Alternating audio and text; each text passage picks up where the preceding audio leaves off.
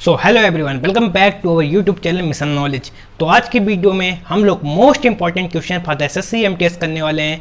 तो ऐसे क्वेश्चन जो आपको एग्जाम में सेम पैटर्न के रिपीट होते दिख सकते हैं, ये पूरे चांसेस हैं अपने एग्जाम में देखने को मिलेंगे। तो चलिए पहले क्वेश्चन के साथ हम लोग डिस्कस करते हैं। तो पहला क्वेश्चन कह रहा है find the range of the given data. ये एक गिवन डेटा है, हमें इसकी क्या बताना, रेंज बताना। रेंज निकालने के लिए किसी भी गिवन डेटा की जो हाईएस्ट नंबर होता है इस गिवन डेटा में, तो उससे जो लोएस्ट नंबर होता है उसको माइनस करा देते हैं। तो हमें क्या निकल आती है, रेंज। हाईएस्ट नंबर कितना है 87 यहाँ पे, और लोएस्ट नंबर है कितना 2। 87 माइनस 2 कराएंगे कितना आ जाएगा 85। 85 ही इस गिवन डेटा की क्या हो गई, रेंज हो गई। आई होप आप लोगों को इतना समझ में आया।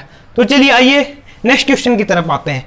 इसमें कह रहा है तो HCF of 2 numbers is 31। 2 number का एचसीएफ कितना है 31 है, और वही 2 नंबर का एलसीएम कितना है 1488।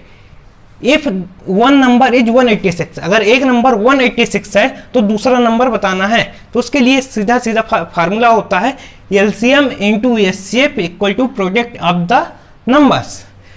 देखिए एलसीएम यहाँ पे कितना है 1488 और एचसीएफ कितना है यहाँ पे 31, और प्रोडक्ट ऑफ द नंबर्स, ये एक नंबर हमें गिवन है कितना 186, दूसरा हमें नहीं पता तो हम उसको लेट कर लेते हैं क्या है वो x है। और बाकी इस इक्वेशन को सॉल्व करेंगे तो x की वैल्यू 248 आ जाएगी, और यही अदर नंबर ये x की वैल्यू पूछ रहा था दूसरा नंबर, तो ये आ गया 248। तो आइए नेक्स्ट क्वेश्चन की ओर चलते हैं हम लोग। Average of the 7 consecutive numbers is 6.5। Sum of the smallest and greatest number is. अगर 6 कॉन्सेक्यूटिव नंबर्स का एवरेज कितना 6.5 है, तो उसमें से हमें सबसे स्मॉलेस्ट और ग्रेटेस्ट नंबर का सम बताना है।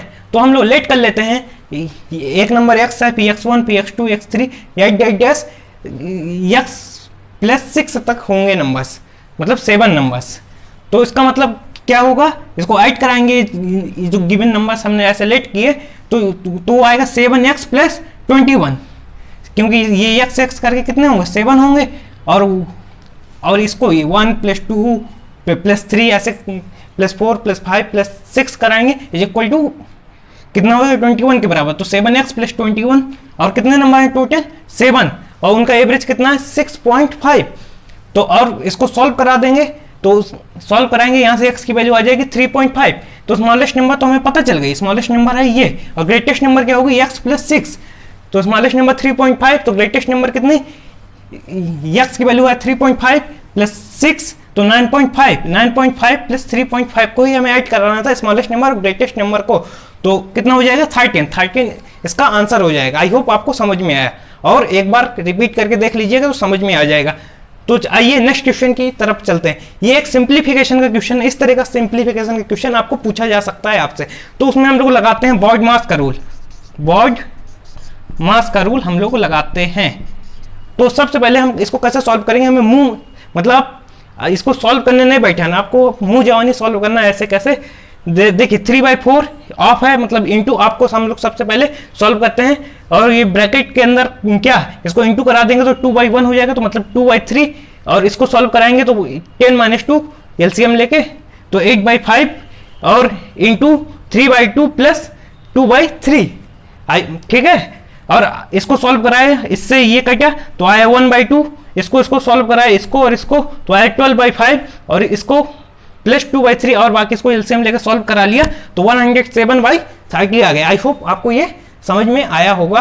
तो चलिए आइए नेक्स्ट क्वेश्चन की ओर चलते हैं, क्योंकि आपको मैं ब्रीफ में बता रहा हूं कि हाँ इस तरह के क्वेश्चन आ रहे हैं और आ सकते हैं आपके एग्जाम में भी, तो आप इस तरह के क्वेश्चन को करके जाइए अपने एग्जाम में। तो देखिए 40% of x is equal to 15% of y। 40% x का इक्वल है 15% ऑफ y के। तो हमें ये पता चल गया, यहाँ से सीधे हम लोग दिमाग में सोच सकते हैं, तो x 15 है और y 40 है, क्योंकि हमें पता है कि 100 से 100 नीचे से कैंसिल हो जाएगा, तो x की वैल्यू कितनी हो जाएगी 15 और y की वैल्यू कितनी हो जाएगी 40। तो ये x की वैल्यू 15 और y की वैल्यू 40, और y कितना दिया हुआ है 2000 दिया हुआ है। अगर 40 इज इक्वल टू 2000 है तो 15 इज इक्वल टू कितना होगा, हमें x बताना है यहाँ पे वैल्यू x की, तो 15 इक्वल टू कितना हो जाएगा 750, 750 हमारा क्या हो जाएगा आंसर हो जाएगा। तो चलिए आइए नेक्स्ट क्वेश्चन की ओर चलते हैं। ये एक मेंसुरेशन का question, if the perimeter of a circle is equal to square, मतलब सर्किल का पेरीमीटर स्क्वायर के पेरीमीटर के बराबर है, ratio of the areas, ratio of the area of the circle to the ratio of the area of the square. तो हम लोग क्या करेंगे, सबसे पहले इसका पेरीमीटर क्या होता है सर्किल का 2 पाई आर, और उसका स्क्वायर का कितना होता है 4 है, दोनों का क्या है इक्वल है पेरीमीटर। तो बाकी सॉल्व करेंगे तो आर की वैल्यू आ जाएगी आर बाई ए की, तो 2 बाई पाई, ठीक है। और इन दोनों का हमें क्या एरिया का रेशियो निकालना है, तो सर्किल का एरिया कितना होता है pi R square ratio A square किसका स्क्वायर का रेशियो। तो अब बाकी इसको सॉल्व कराएंगे। पाई की जगह हम लोग क्या पुटअप कर सकते हैं, पाई की जगह हम लोग ए पुटअप कर सकते हैं, तो मैंने ए पुटअप कर दिया पाई की जगह, और आर की जगह क्या 2 का स्क्वायर कितना 4, ठीक है। फिर इसके बाद ए स्क्वायर को हमने ऐसे ही लिखा रहने दिया, तो और बाकी सॉल्व करा लिया, तो इस ए से ए कैंसिल हो जाएगा एक टाइम, तो सिर्फ बचेगा यहाँ पे ए, तो 4 रेशियो कितना हो जाएगा ए, 4 रेशियो ए हो जाएगा, पर ए की वैल्यू कितनी है यहाँ पे 22/7, तो हम लोग पाई की वैल्यू रख देते हैं 22/7 और सॉल्व करा देते हैं आगे, तो 28/22 आ जाता है।